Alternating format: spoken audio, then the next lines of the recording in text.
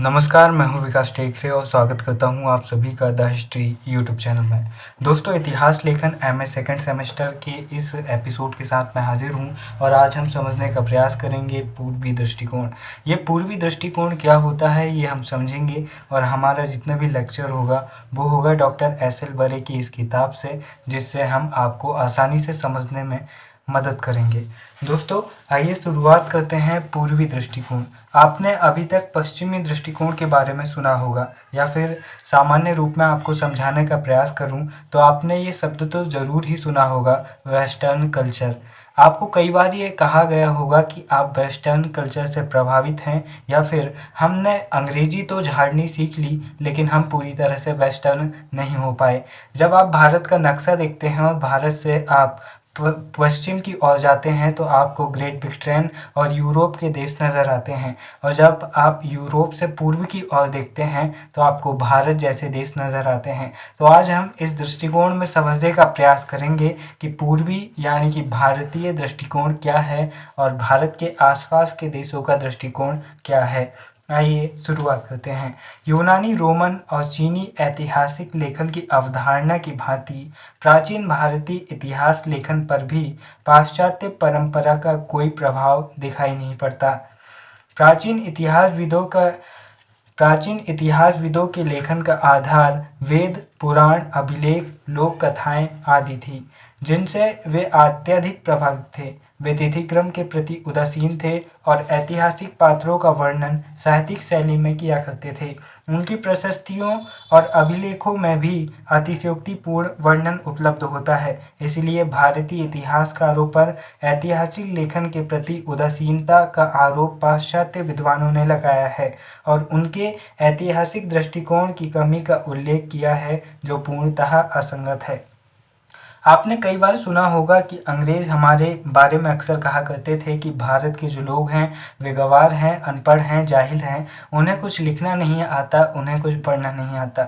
लेकिन वास्तविकता ये है कि जब अंग्रेज़ों का या फिर यूरोप का विकास प्रारंभ नहीं हुआ था, तब हमारे पास एक समृद्धशाली परंपरा, एक साहित्यिक लेखन शैली थी।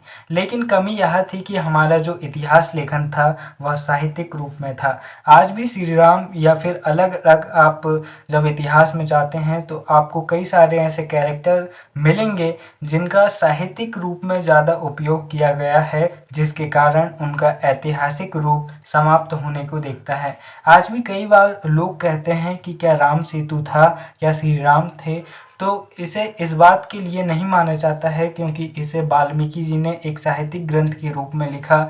उसे अगर वे एक ऐतिहासिक ग्रंथ के रूप में लिखते तो आज हमारे पास भी प्रमाण होता कि इतिहास में एक ऐसे व्यक्ति हुए जिन्हें हम भगवान कहते हैं। लेकिन यही हमारी कमी रही कि हमने तिथियों का ध्यान नहीं दिया और इसके प्रति उदासीन रहे। लेकिन इसका अर्थ यह नहीं निकलता कि हमें इतिहास का ज्ञान नहीं था। हमारे ऊपर कुछ आरोप लगते हैं जिससे हम पूर्वी दृष्टिकोण को समझने का प्रयास करेंगे। परंपराओं के प्रति उदासीनता, सार्वभौमिकता का दृष्टिकोण, साधन एवं संबंधों का दृष्टिकोण, पश्चिम पूर्व की संस्कृतियों में समन्वय, इसे हम समझेंगे। आइए देखते हैं। परंपराओं के प्रति उदासीनता। प्राचीन भारत में समय समय पर अनेक महत्वपूर्ण ग्रंथों की रचना किए जाने के कारण यह सरलता से प्रमाणित हो जाता है कि न तो वह हम परंपराओं के प्रति उदासीन थे और न ही उनमें उत्तरदायित्वहीनता की भावना का अभाव था। तत्कालीन भारतीय विद्वानों ने समय, काल और परिस्थितियों के अनुकूल इतिहास लेखन को महत्व प्रदान किया है। इसके बाद हम देखते हैं सार्वभौमिकता का दृष्टिकोण। प्राच्य देशों के विद्वानों ने प्राचीन लेखकों से भिन्न लेखन शैली को अपनाया और पाश्चात्य इतिहास लेखन के अनुरूप वर्णन प्रस्तुत किया। उन्होंने अपने तर्क, चिंतन और आलोचनात्मक मीमांसा के माध्यम से इतिहास नवीन पद्धति को प्रकाश में लाने के भी प्रयास किए हैं। उनके द्वारा युग की परिस्थितियों के आधार पर लिखे गए इतिहास में विश्व बंधुत्व और सार्वभौमिकता का भी दिग्दर्शन होता है।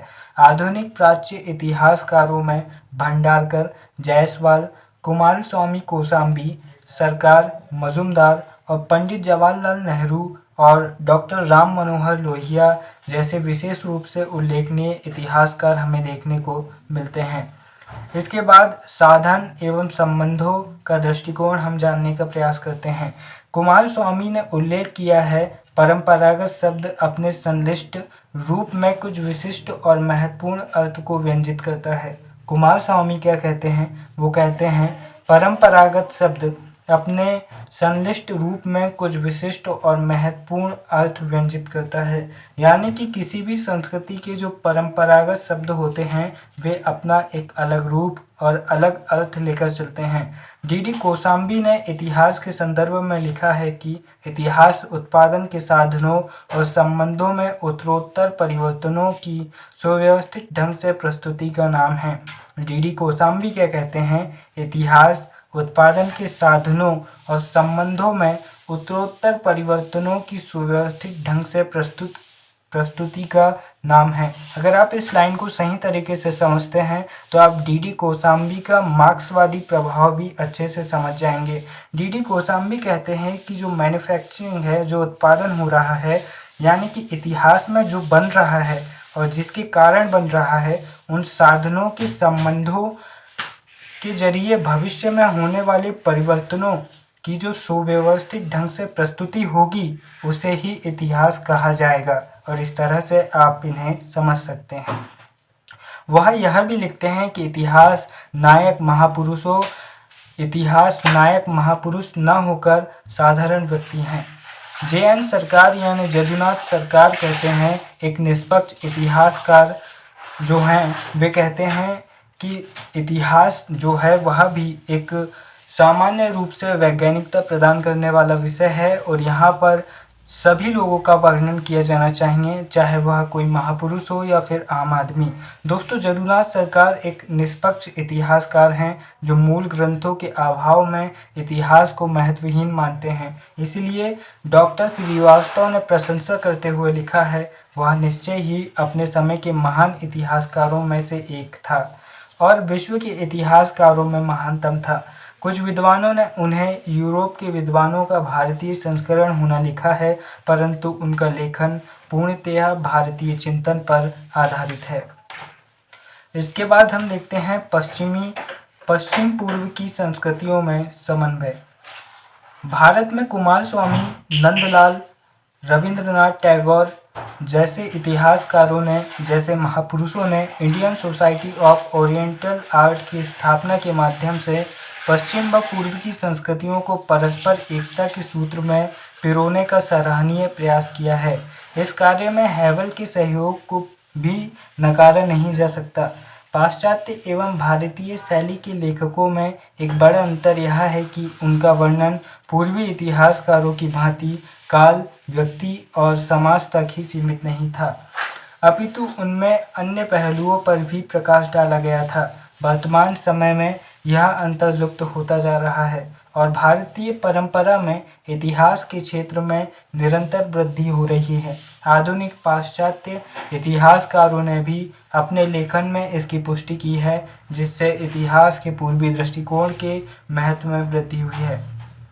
कुल मिलाकर पूर्वी दृष्टिकोण वह है जहाँ पर भारतीय इतिहास की परंपरा के बारे में बताया गया है, जहाँ पर ये बताया गया है कि पाश्चात्य संस्कृति और पूर्वी संस्कृति में क्या अंतर है और किस तरह से दोनों में एक दूसरे से प्रभाव दिखाई पड़ता है। कुछ हद तक दोनों एक दूसरे से जुड़े नज़र आते हैं, तो कहीं कहीं दोनों एक दूसरे से बहुत ही अलग नज़र आते हैं।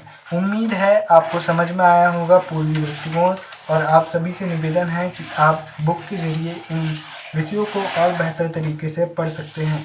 दोस्तों, वीडियो के अंत में बस इतना ही कहना चाहूँगा। जोहानिस केपलर कहते हैं, अपने विचारों की ऊंचाई आकाश में जितनी रखिए, लेकिन छवि ज़मीन पर ही दिखती है। इसीलिए अपने कदमों को हमेशा ज़मीन पर टिका कर रखिए। आप भले ही कितने बड़े ही क्यों ना हो जाएं, लेकिन जब तक आप अपने आप को ज़मीन से जुड़ा महसूस नहीं कर पाएंगे, तब तक आप एक बेहतर इंसान नहीं बन सकते। फिर मिलेंगे अपने अगले किसी और वीडियो में। वीडियो को देखने के लिए धन्यवाद। नमस्कार। जय हिंद।